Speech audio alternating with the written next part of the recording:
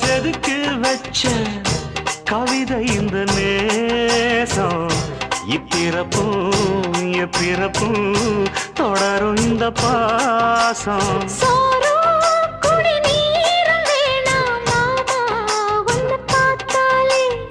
ஆரும்